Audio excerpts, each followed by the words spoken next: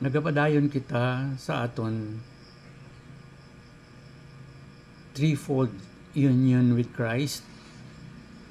Sa second point, the rise. Kainang first point naton, the death. Ang second point naton subong, the rise. Rising through resurrection in union with Christ. Pagbangon sa pagkabanhaw upod ni Kristo. In verse 4b ng chapter 6 sa Romans, nagasiding, in order that, just as Christ was raised from the dead, sa ilonggo, agud to, kasubong nga si Kristo ginbanhaw halin sa kamatayon, usisaon naton ini. Verse 7, gasiling, for one who has died has been set free from sin. Sa Greek, hogar apothanon, didi kayo tay apotes hamarsias. Ang importante nga word diri amo ang didi kayo tay has been set free or justified. Legal metaphor ini siya, freedom from sin as acquittal. Implication, through the death with Christ, sin's claim is nullified, made powerless, amutong katargete kagina. Sa pamagitan ng kamatayan kasama ni Kristo, ang kasalanan ay pinawalang bisa, ginawang walang kapangyarihan, and the prisoner of sin has been set free. Didi kayo tay. Ginbautismuhan, naupod sa kamatayon sa sala. Ang selda sang sala, ginbuksan ang kandado, kag ginkuhaan gahom katargete, kag ang priso ginhilway, didi kayo tay. Tinga nga ulipon man gyapon sa sala. Hindi tuod ang siling ni Pablo parte sa bautismo kag pagkahilway sa sala. Wala pulos ang epekto sang kamatayon ni Kristo. O hindi matuod ang natabo nga pagbautismo, ritual lang. Verse 8, if we have died with Christ, we believe that we will also live with Him. Grammar, again, a conditional protasis. May if we have died, protasis na siya. Ang consequent apodosis, ang resulta, we believe we will also live. Parallelism, na figure of speech, death in union with Christ is parallel to life in union with Christ. Implication, faith bridges past participation, death, with present transformation and future hope, life. Sa kadamuan sa mga nabautismuhan nga Pilipino, nga wala nagasanto ang kamatayon sa sala, protasis, kag ang pagbag-o o pagkabanhaw sa bag-o nga kabuhi, apoduses. Wala bala kita gakatingala nga ang nabautismuhan, wala galiwat. Amo man gihapon. Nga wala sa bungog ang padayon nga pagsupak sa kagustuhan sang Dios. May kadlok sa Dios pero nga maisog maghimo sang sala. Ano nga sahi sang bautismo ang naagyan nga wala pulos, wala pagkabanhaw sa bag-o nga kabuhi. Verse 9, we know that Christ, being raised from the dead, will never die again. Death no longer has dominion over Him. Sa ilonggo, nahangpan naton nga si Kristo, kay nabanhawalin sa kamatayon, hindi na mapatay liwat. Ang kamatayon wala na sang gahom sa iya. Sa grammar, ang knowledge, we know, ang knowledge, edotis, from oidamen, we know. Future negation, will never die again. We know that we will never die again. Implication, Christ's resurrection is irreversible. Death's dominion is permanently broken. The body of sin, to saumates hamartias, is rendered powerless, katargete. Verse 10, for the death he died to sin once for all, but the life he lives to God. Ilonggo, kay ang kamatayon nga iyan namatyan sa sala. Makaisa lang para sa tanan, apa ang kabuhi nga iya ginakabuhi sa Dios. Grammar, the death he died, the life he lives. Contrast, parallelism, may repetition. Implication na Christ once for all death is final. His life is perpetual orientation toward God.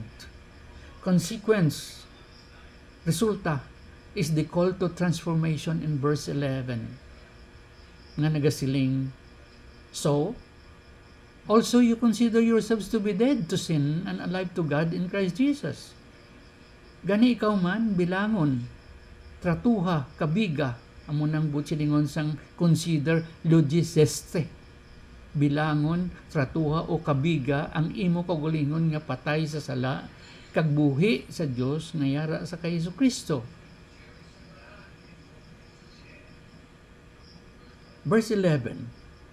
So also you consider logiseste yourselves to be dead indeed to sin and alive to God in Christ Jesus. Consider yourselves dead to sin but alive to God in Christ Jesus. Siling nakagina, consider sa Greek original logizeste. From logizomai meaning reckon, regard, deem, calculate, credit or count as an absolute fact. Ilonggo, bilangon, tratuha, kabiga ang imo kaugalingon nga patay man sa sala. Anong significance ang logiseste? This is an accounting term. Paul is not telling believers to use mind over matter or pretend they are dead to sin. He is telling them to book it as a concrete, unchangeable reality because of their resurrection union with Christ. Alive to God in Christ Jesus. Imperative of reckoning, logiseste. Consider, reckon, bilangon, tratuha, kabiga. Implication, believers must internalize positional truth. Identity shapes practice. Resurrection is not only future hope but a present transformation and unmerited grace that one must seriously consider, regard, or deem logisiste as dead to sin but alive to God in Christ Jesus. Seriously consider, regard, deem, or logisiste here does not imply human effort exerted to produce a transformation, but it is human submission or surrender to the divine grace already present as worked out by the empowering Holy Spirit in the life of the person. Sin must not reign in our mortal bodies. Obedience replaces rebellion. This is both positional truth, our standing in Christ, and practical command, our daily living. Illustration, liwat. Imagine, liwat, a jail cell.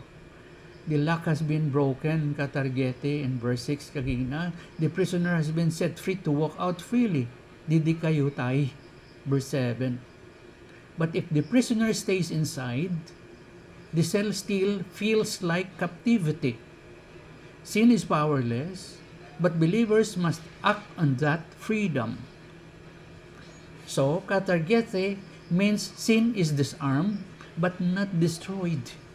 It is like a weapon with no bullets. It can still look threatening, but it cannot ultimately enslave those who walk in resurrection life. And finally, the word consider, logizeste, kabigon, in verse 11, consider yourselves dead to sin and alive to God. Kuna mo, arap ang sala, pero sa mga ginbuyok sang amay nga magpalapit kag magbaton sa bugto nga anak niya, ginukas na ni Kristo ang gahom sang sala nga kapang ulipon. Sa gahom ni Kristo kag pag-ubay sa Espiritu Santo, makabato na ang tumuluo, makapangindi na ang tumuluo, wala na ini sang gahom nga gamiton nga makapangguba ang tumuluo, wala na sang gahom nga makapamintaha ang tumuluo, wala na sang gahom nga magpatalang ang tumuluo, wala na sang gahom nga magpalapaw o magdulot sang kasubo sa isig katawo kag maghimo sang kalakasan nga makaiskandalo sang balaan nga ngalan sang Ginoong Jesu-Kristo ang matuod nga tumuluo. Bago lang gid ano ang katabo sa Senado sa mga tumuluo. Anong iskandalo sa tunga sang 17 ka Katoliko, 4 ka born again, 1 ka iglesia, kag 1 ka Islam. Kalabanan nga binautismohan. Ang fugitive ng Katoliko ginmanipulate siyang Katoliko nga nag-born again. Supported siyang pila pa ka mga Katoliko. 2 ka born agains, 1 ka ENC, kag 1 ka Islam. Nga sa atong pusod mo damo ang nagapadayon nga ulipon sa lulubngan sang sala. Bisan pa nga nabautismuhan na. Ti ambot sa nagbautismo. Ti ambot sa nagkumpirma nga may ara ng Espiritu Santo ang tanan nga nabautismuhan. Ti ambot kay amo na ang tudlo sang mga matuod nga manunubli sang tradisyon alin pa kay San Pedro. O ti sige, ato na ang tanan nga dalayawon nga pagtuo. Pero si Kristo nagambal, by their fruits you will know them. Matthew 7 verses 6 and 20. Ano ang bunga? Ano ang output sang manami kag dalayawon naton nga pagtuo? Luwas lang sang pila ka matuod nga mga tumuluo. Kurap kag miserable ini nga banwa.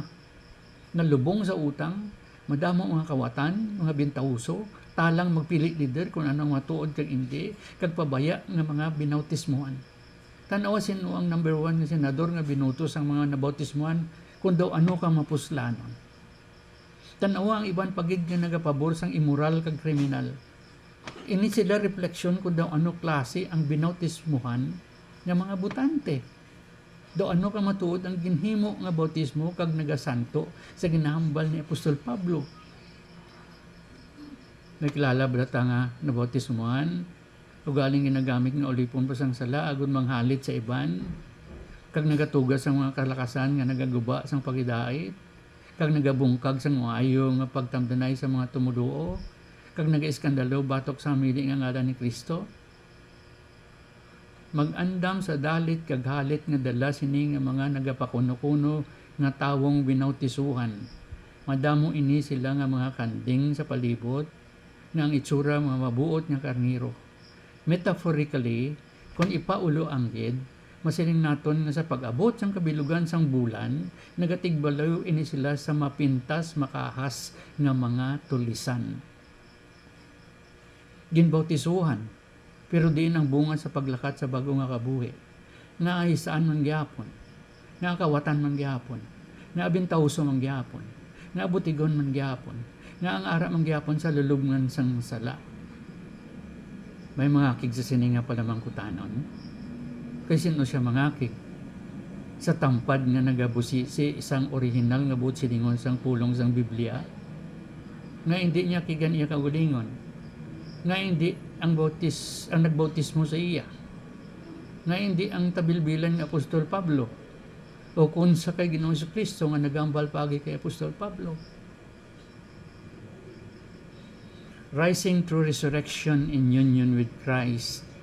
This was our second point. Now, on our third and last point. The third point, the daily life. Walking through new life in union with Christ. Paglagkat sa bag-o nga kabuhi nga nahiusa kay Kristo. Verse 4c, sa Romans chapter 6 nagasiling, we too may walk in newness of life. Kita man kung tani maglakat sa bag-o nga kabuhi. Verse 12, gasiling, let not sin therefore reign in your mortal body to make you obey its passions. Hindi pagtuguti gani ang sala, maggahom sa imo tawanon nga lawas, agud pasundon ka sa iya nga kailigbon. 13, do not present your members to sin as instruments for unrighteousness, but present yourselves to God as those who have been brought from death to life, and your members to God as instruments for righteousness. Sa Ilonggo, hindi pag-ipresenta ang imong mga parte sang imo lawas sa sala bilang galamiton sang hindi matarong, kundi itugyan ang imong kaugalingon sa Dios kasubong sadtong gindalahalin sa kamatayon padulong sa kabuhi kag ang inyo mga bahin sang lawas sa Dios bilang kasangkapan sang pagkamatarong. May importante nga word kita dira. Hindi pag-ipresenta. Do not present your members. Ang original sang present dira is parestanete. Ang root from parestemi, meaning to place beside, present, yield, or surrender. Parestemi. Significance. It is found repeatedly in verses 13, verse 16, and verse 19. Do not present your members, but present yourselves to God. It is a visual, active verb used for a soldier reporting for duty or a priest placing a sacrifice on an altar. The daily life of freedom is experienced only when we consciously present parestanete, our hands, feet, and minds to God every day, every morning. Verses 12 to 13, imperatives. Let not sin reign. Do not present, but present yourselves. In Greco-Roman world of the first century, paristemi carried heavy military and sacrificial connotations. It is a visual, active verb used for a soldier or a priest. The soldier's salute. It was the official military term for a soldier reporting to a commanding officer, standing at attention and placing his weapons and life entirely at the commander's disposal. Paristemi. The priest offering. In religious settings, it meant presenting a flawless sacrifice at the temple altar, relinquishing ownership of the offering. Implication. Ethical exhortation. Don't yield to sin's passion, but to God's righteousness. Paul uses this word to show that every day believers are in spiritual barracks. Either we paristemi our body parts to sin as weapons of unrighteousness, or we paristemi our body parts to God as weapons of righteousness. The daily life of freedom is realized when we stop reporting to our old master, sin, and report for duty to our new commander, God. Application steps. Everyday check-in. The truths we must report. Present or paristanete for duty and yield our body parts to God. Start each day with a literal presentation prayer. Dedicated our eyes, our tongue, our hands, and our thoughts to God's service before we look at our phone or step out of bed and execute our daily activities as expression of worship to God. Finale. Verse 14, for sin will have no dominion over you, since you are not under law but under grace. Ilonggo kay ang sala wala sang gahom sa imo, kay ikaw hindi sa idalong sang laye kundi sa idalong sang grasya. Grammar, future indicative, sin will not have dominion. Causal clause, since you are not under law but under grace. This is law versus grace. Grace, implication, grace, not law, defines the believer's attitude. Freedom is guaranteed by divine initiative. Instruments of righteousness in verses 13 to 14.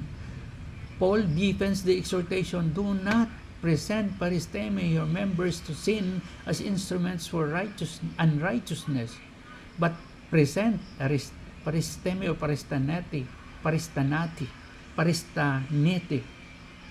yourselves to God as those who have been brought from death to life. The believer's body is no longer a tool for sin but a vessel for righteousness.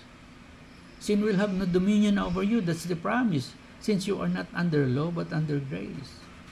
In application, resurrection life is not passive. It requires active dedication of our whole selves to God. Love God above all with all your mind, with all your heart, with all your soul, with all your strength. Grace is not permissive, but empowering, breaking sin's tyranny and enabling obedience. Here, baptism is not ritual alone.